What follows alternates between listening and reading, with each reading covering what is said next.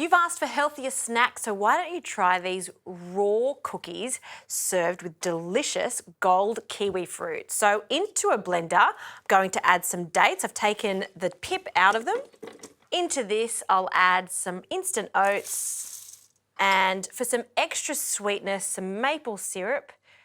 I love the addition of some vanilla, so just some vanilla extract. About a teaspoon is plenty. And some peanut butter. Now, this is not only for the delicious flavour, but also it's going to help bind everything together.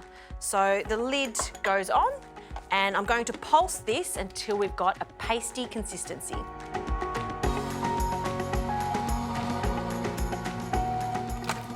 All right, this is the perfect consistency. See how it's clumping together, it's sticky? It's just right.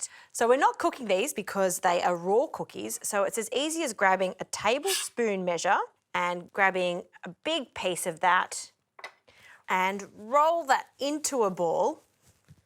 And we want to flatten it out so it looks like a cookie. Now, I also want it to be large enough so it fits the perfect disc of golden kiwi fruit. So we'll pop that to the side for a moment, and we'll grab one of our kiwi fruits. We're going to top and tail the kiwi.